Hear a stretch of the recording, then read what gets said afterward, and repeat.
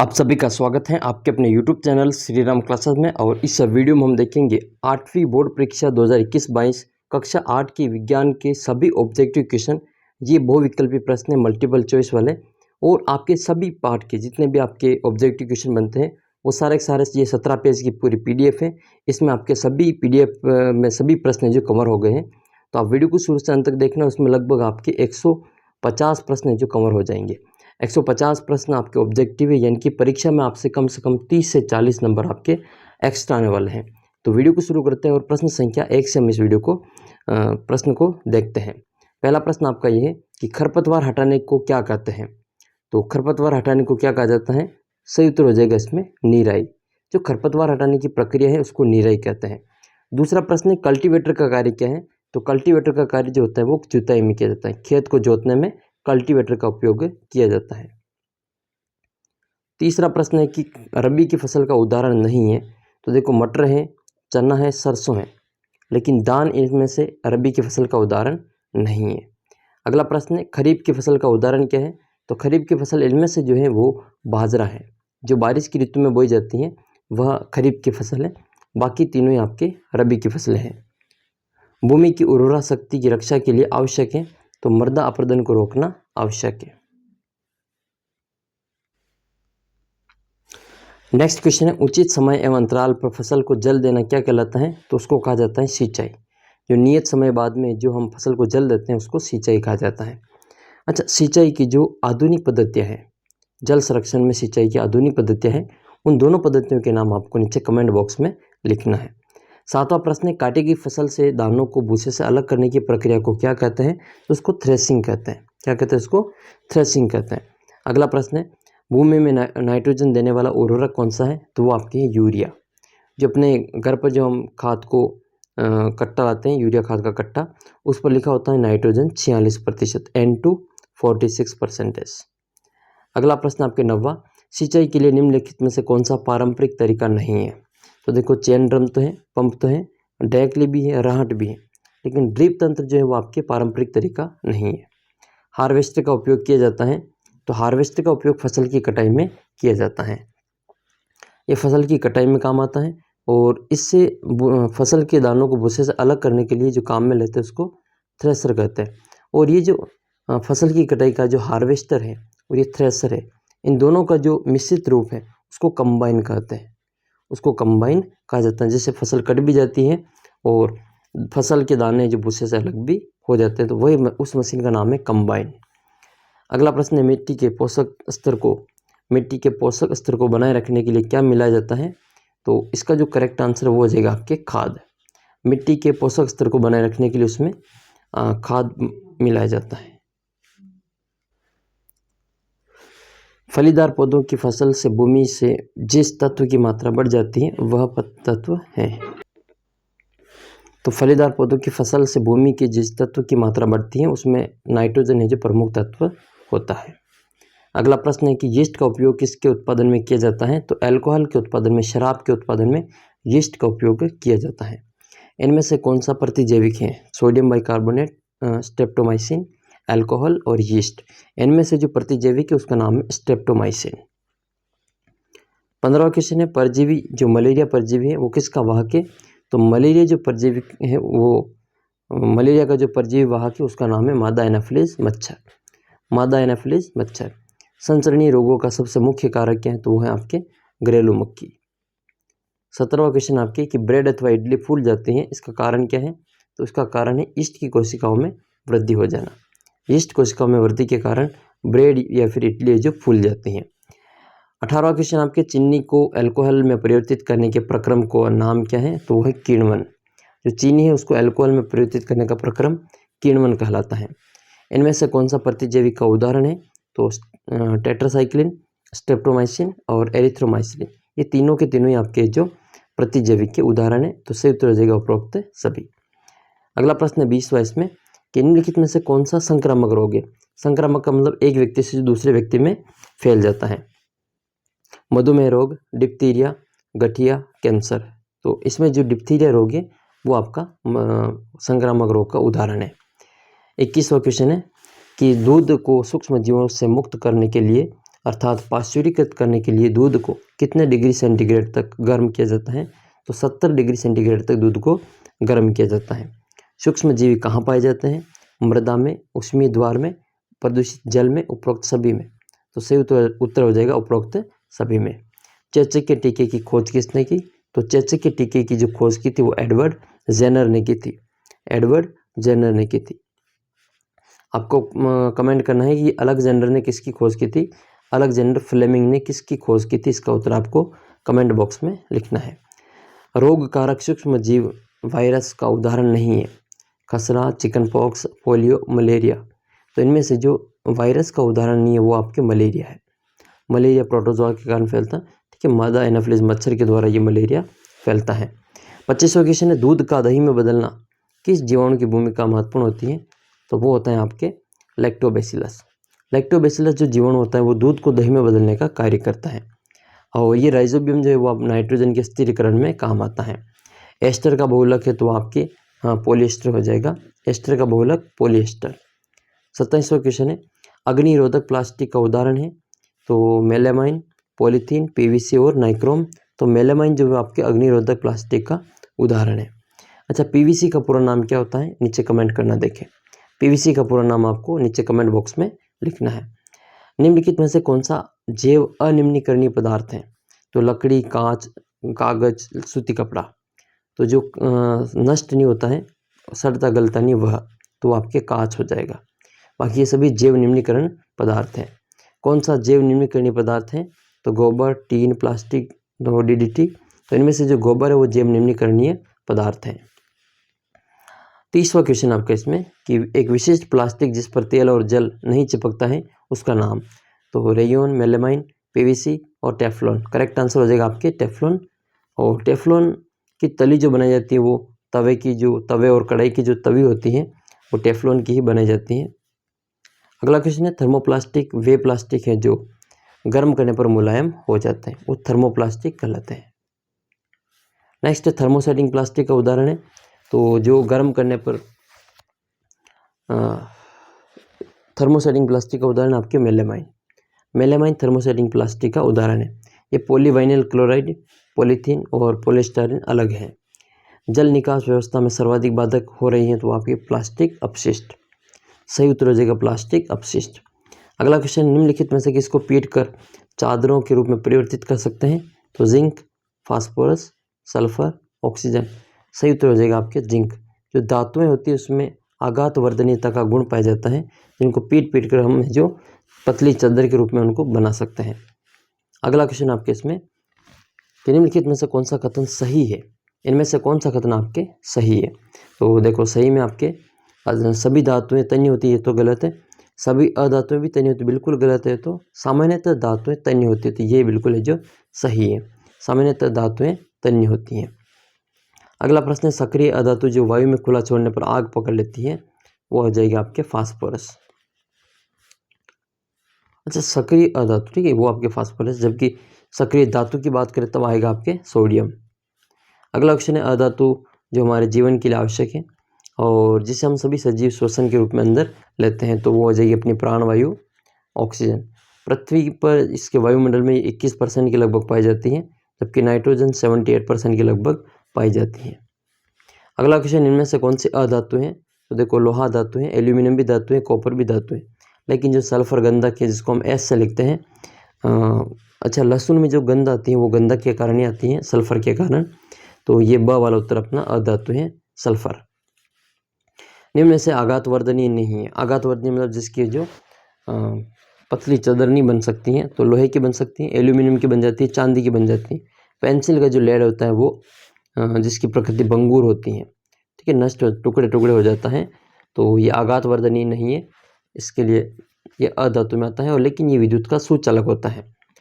Pencil का जो lead होता है वो ग्रेफाइट होता है और वे विद्युत का सुचालक होता है। सोडियम धातु को सामान्य ताप पर जिस द्रव में रखते हैं वह कौन सा द्रव है? तो वो हो जाएगा आपके मिट्टी का तेल। केरोसिन में उसको रखा जाता है, ठीक है, मिट्टी का तेल इसका सही उत्तर है। उष्मा का सर्वोत्तम चालक क्या है? तो वो आपके सिल्वर हो जाएगी, चांदी। चांदी विद्युत की, अच्छा, उष्मा की सबसे अच्छी चालक मानी जाती है। अगला क्वेश्चन है, खाद्य पदार्थ के डिब्बों पर जिंक के स्थान पर टीन की परत होती है, क्योंकि?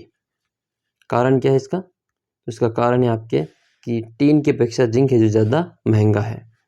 अगला क्वेश्चन आपके कि निम्नलिखित में से किन धातुओं को केरोसिन में डुबोकर रखा जाता है? तो मैंने आपको बताया था नाक को केरोसिन में डुबोकर रखा जाता है। नाक को काट सकते हैं। सोडियम और पोटेशियम, ये Na का सोडियम और K का पोटेशियम। अच्छा, ये जो सोडियम पोटेशियम दो ऐसी धातुएं हैं जिनको ये मुलायम होती हैं, बहुत मुलायम होती हैं और इनको पनीर की तरह जो चाकू से काटा जा सकता है। और ये सोडियम तो जो इतनी अभिक्रियाशील धातु है कि खुली इसको पानी में डालती है जो आग पकड़ लेती है। धातुओं की किस गुण के कारण हथौड़े से पीटकर पतली चादर बनाई जा सकती है? तो वो हो जाएगी आपकी आघातवर्धनीयता। इसके कारण जो उनको पीट कर चादर बनाई जा सकती है और तन्यता के कारण उनको तार बना सकते हैं। कौन सी धातु तनु हाइड्रोक्लोरिक अम्ल के साथ अभिक्रिया नहीं करती है? लोहा करता है, एल्यूमिनियम करता है, जिंक करता है। कॉपर है जो अभिक्रिया नहीं करता है। निम्नलिखित में से प्राकृतिक संसाधन कौन सा है? वन है, कोयला है, वन्य जीव है। लेकिन हाँ, ये तीनों के तीनों ही जो प्राकृतिक संसाधन के ही उदाहरण है। फिर आपके अगला क्वेश्चन है इसमें, पृथ्वी पर ऊर्जा का मुख्य स्रोत क्या है? तो वो हो जाएगा आपके सूर्य। सूर्य पृथ्वी पर ऊर्जा का मुख्य स्रोत है। कोयले के बनने का आसवन से प्राप्त होता है, तो कोक भी प्राप्त होता है, कोल गैस भी होती है, कोल तार भी होता है, उपरोक्त सभी। ये कोल तार को बिटुमन भी कहते हैं, बिटुमनी, और ये एक प्रकार का डामर होता है जिससे रोड बनाने में काम लेते हैं। ये अंतिम उत्पाद होता है आसवन का। जीवाश्म ईंधन का आपको उदाहरण बताना है तो प्राकृतिक गैस है, कोयला भी है और पेट्रोलियम भी है। उपरोक्त सभी अपना करेक्ट आंसर होगा। पेट्रोलियम के प्रभाजी आसवन के पश्चात पात्र में शेष बचा पदार्थ क्या होता है? तो वो कोल तार होता है जिसका उपयोग सड़क बनाने में किया जाता है। इसको डामर भी कहते हैं, बिटुमिन भी कहते हैं। घरेलू ईंधन के रूप में उपयोग होता है तो आपके एलपीजी भी होता है, और अच्छा एलपीजी ही इस प्रयोग में होती है, और सीएनजी तो आपके वाहन के ईंधन के रूप में प्रयोग होती है। तो घरेलू ईंधन के रूप में एलपीजी। अच्छा, एलपीजी का जो पूरा नाम है वो आपको बताना है नीचे कमेंट करके। पीसीआरए का पूरा नाम, अच्छा पीसीआरए का संबंध किससे है? तो ये पेट्रोल डीजल बचाने से है। ठीक है, पेट्रोल संरक्षण अनुसंधान संघ, इसका पूरा नाम है पेट्रोल संरक्षण अनुसंधान संघ। नेफ्थलीन की गोलियां बनाई जा सकती हैं तो आपके कोल तार से बनाई जा सकती हैं। सही उत्तर हो जाएगा इसका। नेफ्थलीन की गोलियां किससे बनाई जा सकती हैं? तो कोल तार से बनाई जा सकती है। नेफ्थलीन एक प्रकार का ऊर्ध्वपातित पदार्थ है, ऊर्ध्वपातित पदार्थ है, यानी कि इसमें आपके नेफ्थलीन में सीधा ही ठोस से गैस अवस्था में बदल जाता है। 54 नंबर क्वेश्चन है, अक्षय प्राकृतिक संसाधन कौन सा है जो कभी खत्म नहीं होता है? वो प्राकृतिक संसाधन, तो वो हो जाएगा आपके सूर्य का प्रकाश। बाकी ये जीवाश्म ईंधन है और ये इनकी मात्राएं सीमित है। रेड डाटा पुस्तक वह पुस्तक है जिसमें सभी संकटात्मक स्पीसीज का रिकॉर्ड रखा जाता है। ठीक है, इसको लाल आंकड़ों की किताब भी कहते हैं। वन निम्न में से किसके लिए आवश्यक नहीं है? तो रोगों से बचने के लिए आवश्यक नहीं है, बाकी वन्य जीव की सुरक्षा के लिए आवश्यक है, बाढ़ रोकने के लिए आवश्यक है, मृदा संरक्षण के लिए, अपर्दन के लिए आवश्यक है। 57 नंबर प्रश्न आपका इसमें कि स्तनधारी जिन्हें विनाशकारी स्पीसीज की श्रेणी में रखा गया है, लाल पांडा है, भेड़िया है और एक सींग वाला गेंडा है, यानी कि उपरोक्त सभी है। अच्छा, ये एक सींग वाला गेंडा कौन से राष्ट्रीय उद्यान में पाया जाता है? इसका उत्तर आप बताएंगे। कौन से राष्ट्रीय उद्यान में पाया जाता है ये एक सींग वाला गेंडा? इसका उत्तर आपको नीचे कमेंट बॉक्स में लिखना है। अगला क्वेश्चन आपका इसमें, कौन सी जनजातीय वृद्धि का कारण वन क्षेत्र घटता है? तो इनमें से जो अनियंत्रित जनसंख्या वृद्धि होती है उसके कारण जो वन क्षेत्र घटता है। नेक्स्ट आपके, निम्नलिखित में से पुनः उपयोग में आने वाले प्राकृतिक संसाधन कौन सा है? तो पेट्रोल कोयला खत्म होने वाले हैं, मृदा भी नहीं होती है, जलवायु भी नहीं है, वन और जीव जंतु, वन और जीव जंतु, ये गलत है। इसमें वन और जीव जंतु नहीं है, ये स वाला से हो जाएगा जल और वायु। वन संरक्षण अधिनियम कब बना? तो ये आपके 1927 को। पृथ्वी का वह भाग जहाँ सजीव पाए जाते हैं उसको जैव मंडल कहा जाता है। पृथ्वी का वह भाग जहाँ पे जीव पाए जाते हैं, सजीव पाए जाते हैं, उसको जैव मंडल कहते हैं। भारत के प्रथम आरक्षित वन कौन सा है? तो वो आपका सतपुड़ा राष्ट्रीय उद्यान, सतपुड़ा राष्ट्रीय उद्यान। अच्छा, ये जो भरतपुर अभ्यारण्य राष्ट्रीय उद्यान है वो अपने राजस्थान में है। ठीक है, राजस्थान में ये केवला देवगना पक्षी विहार यहीं पे है, साइबेरियन क्रेन के लिए प्रसिद्ध है। इसके अलावा सरिस का अलवर में भी अभ्यारण्य राष्ट्रीय उद्यान है। सीता माता अभ्यारण्य जो उड़न गिलहरी के लिए प्रसिद्ध है। कोई सीता माता अभ्यारण्य गया हो और उसने उड़न गिलहरी देखी हो वहाँ पे, तो आप कमेंट करके ज़रूर बताना। देखें, 1 टन कागज़ प्राप्त करने के लिए हम लगभग कितने वृक्षों को काटते हैं, तो लगभग 17 वृक्षों को काट करके 1 टन कागज़ प्राप्त करते हैं। आंतरिक निषेचन होता है, तो भाई आंतरिक निषेचन नाम से ही पता चल रहा है, मादा के शरीर में, मादा के शरीर के अंदर है जो आंतरिक निषेचन होता है। मोस्ट इम्पोर्टेंट है ये, एक टेडपोल जिस प्रक्रम में वयस्क में विकसित होता है वह क्या कहलाता है, तो वह कायांतरण होता है। क्या कहते हैं उसको, कायांतरण कहते हैं। ये मेंढक में पाया जाता है। एक युग्मनज में पाए जाने वाले केंद्रकों की संख्या कितनी है, तो वो हो जाएगी 1। एक युग्मनज में 1 ही केंद्रक पाया जाता है। जीवों में नर युग्मनक कहलाता है, तो उसको हम शुक्राणु कहते हैं, और मादाओं में उसको अंडाणु कहते हैं। अगला क्वेश्चन आपका, स्त्रियों में निषेचन होता है, तो वो आपके डिंब वाहिनी में होता है। अलैंगिक जनन मुकुलन द्वारा होता है, तो वो आपके हाइड्रा में मुकुलन द्वारा होता है। अगला क्वेश्चन आपके इसमें, मादा जनन तंत्र का भाग नहीं है, तो शुक्रवाहिनी नहीं है, बाकी गर्भाशय, अंडाशय और डिंब वाहिनी तीनों ही आपकी मादा जनन तंत्र का ही भाग है।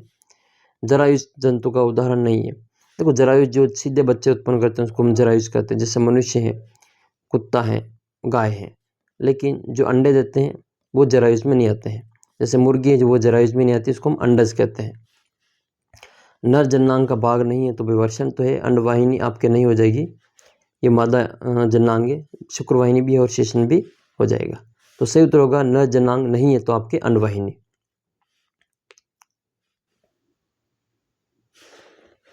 सबसे बड़ा अंडा किस जीव का होता है, तो मेंढक, मानव, मुर्गी, शुतुरमुर्ग। तो सबसे बड़ा जो अंडा होता है वो आपके शुतुरमुर्ग का होता है। लगभग 2 से 2.5 किलो का अंडा इस पक्षी का इतना बड़ा अंडा होता है। विश्व का सबसे बड़ा अंडा इसी पक्षी का होता है। अंड प्रजक जंतु यानी कि जो अंडे देते हैं, मेंढक भी देता है, छिपकली भी देती है, मुर्गी भी देती है, उपरोक्त सभी। नर युग्मक शुक्राणु का उत्पादन होता है, तो वो आपके वर्षण में होता है। वर्षण में नर युग्मक शुक्राणु का उत्पादन होता है। पहिए घर्षण के मान को क्या कर देते हैं, तो वो पहिए जो होते हैं वो घर्षण के मान को कम कर देते हैं। अगला क्वेश्चन है, कैरम बोर्ड पर पाउडर छिड़का जाता है, तो घर्षण को कम करने के लिए कैरम बोर्ड पर एक महीन बारीक पाउडर छिड़का जाता है। तरल द्वारा लगाए गए घर्षण को क्या कहते हैं, तो उसको कर्षण कहते हैं। कर्षण संपर्क में आने वाले 2 पृष्ठों की अनियमितता के कारण होता है, तो इसका उत्तर हो जाएगा अनियमितता।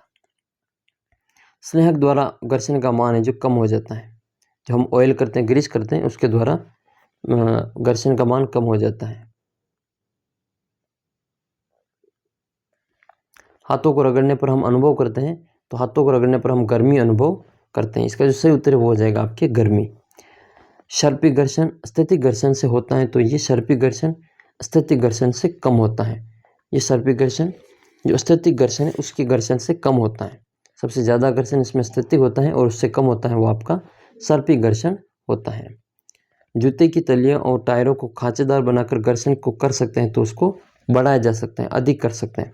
जूते की तलियों को और टायरों के खांचेदार को बनाकर उसके घर्षण को बढ़ाया जा सकता है, अधिक किया जा सकता है।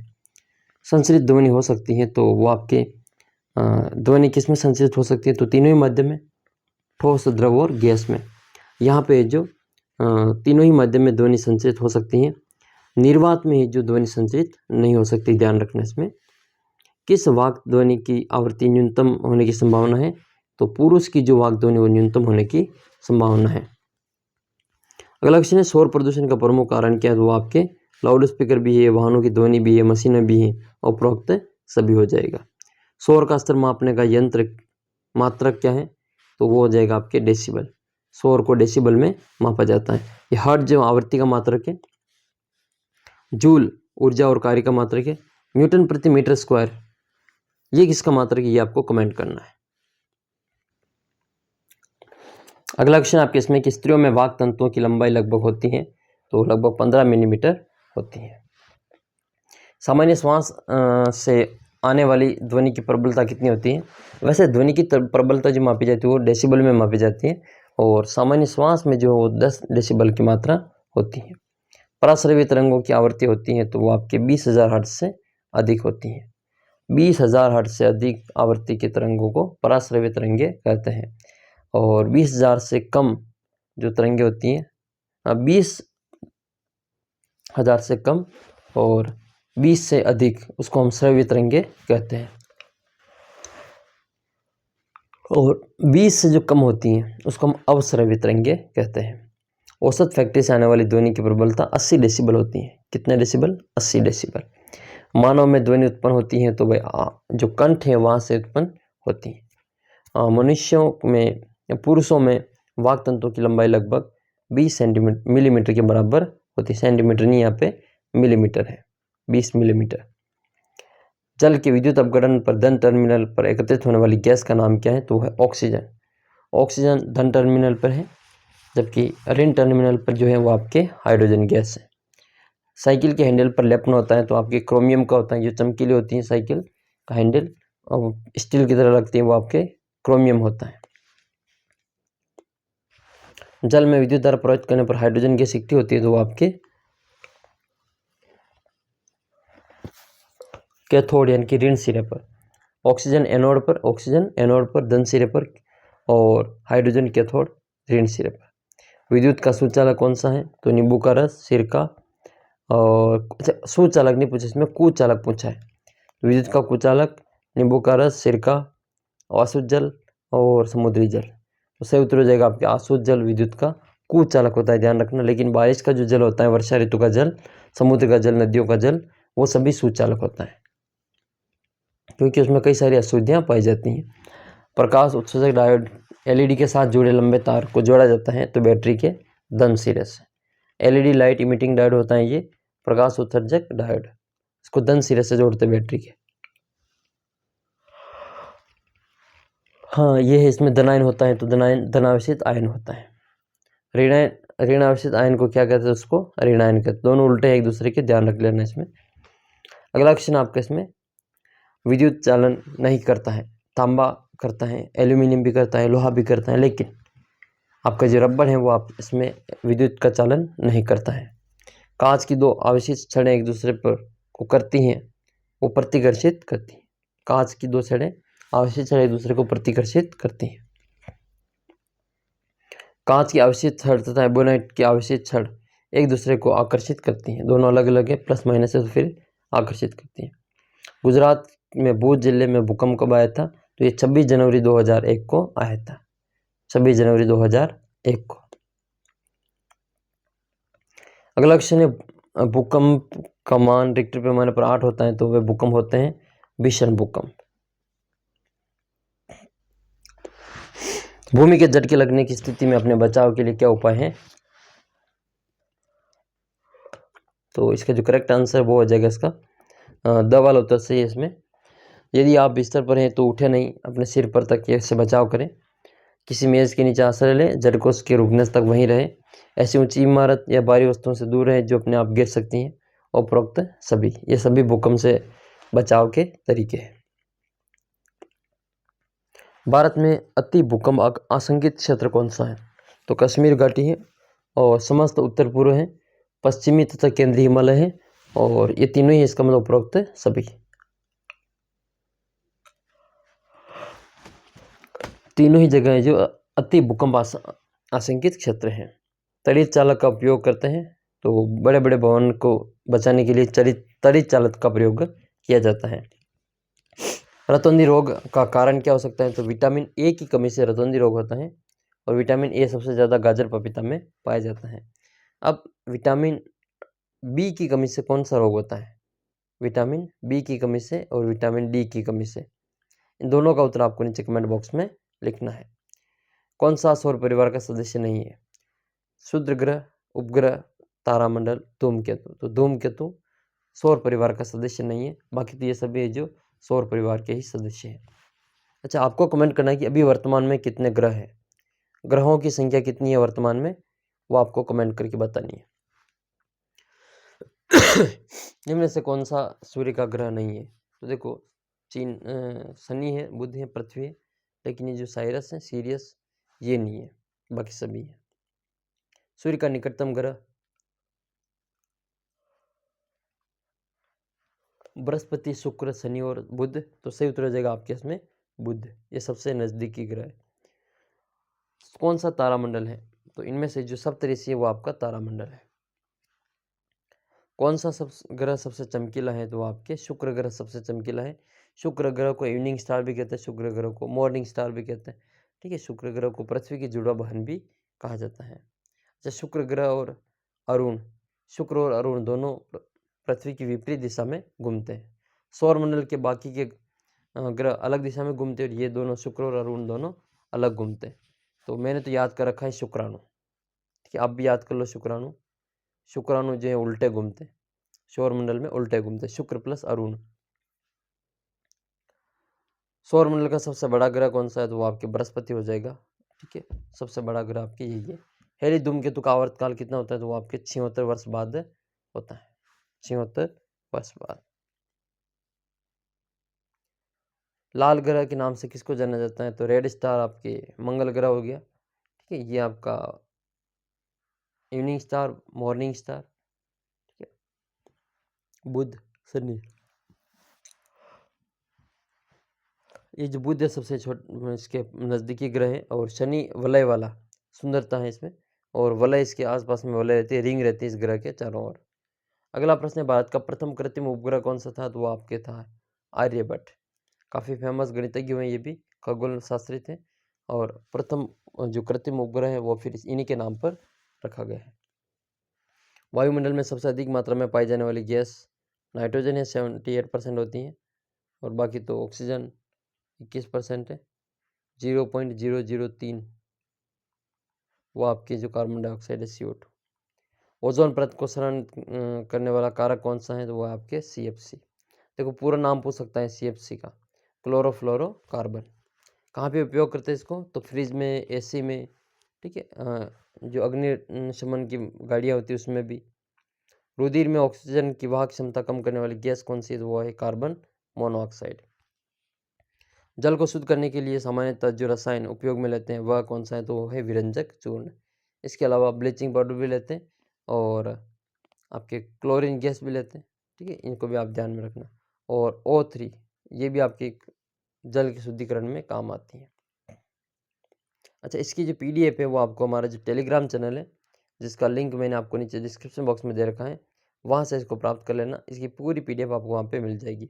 अगले वीडियो में मैं आपके जितने भी सत्य असत्य हैं, ठीक है, मिलान करने वाले हैं, और रिक्त स्थानों की पूर्ति है, वन लाइनर है, वो सभी एक वीडियो में आने वाला है पूरी किताब का। तो 8वीं वाले तो इस वीडियो को अधिक से अधिक शेयर करना, और बाकी के स्टूडेंट जो बाकी के साथी हैं वो भी इस वीडियो को अधिक से अधिक शेयर करना।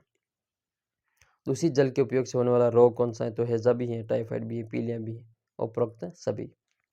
वायु प्रदूषण का साधन तो कल कारखाना, घोड़ा गाड़ी बैलगाड़ी नहीं है भाई, ध्यान रखना ये। ठीक है, इनसे कोई प्रदूषण नहीं होता है। प्रदूषण रहित पर्यावरण हमें देगा, तो ये हमें शुद्ध जल देगा, शुद्ध वायु देगा, शुद्ध खाद्यान्न देगा, उपरोक्त सभी। अम्लीय गैस कौन सी, तो सल्फर डाइऑक्साइड, SO2 को अम्लीय गैस कहा जाता है। तो ये हुए आपके पूरे 126 प्रश्न। आपको कितने प्रश्न सही लगे इसमें से कमेंट करके ज़रूर बताना, और आपकी तैयारी कैसे चल रही है, कितने प्रश्न आपके जो सही हो रहे हैं आप ये भी कमेंट करके ज़रूर बताना। तो ये वीडियो हमने देखा कक्षा 8 की विज्ञान का सभी ऑब्जेक्टिव क्वेश्चन का। तो कोई भी अगर किसी भी प्रतियोगी परीक्षा की तैयारी कर रहे हैं, चाहे वो आपके रीट की तैयारी कर रहे हो या फिर आपके फर्स्ट ग्रेड, सेकंड ग्रेड, किसी भी प्रतियोगी परीक्षा में जिसमें जनरल साइंस पूछी जाती हैं, उसके लिए वीडियो काफ़ी हेल्पफुल हुआ था और होगा। और आशा ये है कि आगे की वीडियो भी आप इसी प्रकार से देखेंगे, बेसब्री से आपको इंतज़ार रहेगा। और वीडियो को अधिक से अधिक शेयर जरूर किया करें। ठीक है, और भी कोई आपकी समस्या हो तो कमेंट बॉक्स में लिख देना। अगले वीडियो में हम मिलान करने वाले जितने भी प्रश्न बनते हैं उन सभी को एक वीडियो में जो लेकर आने की कोशिश करेंगे। तो मिलते हैं अगले वीडियो में, तब तक आप चैनल को सब्सक्राइब कर लीजिए और वीडियो को लाइक कर दीजिए और अपने दोस्तों के साथ में शेयर भी कर दीजिए। मिलते हैं अगले वीडियो में, तब तक जय हिंद, जय भारत।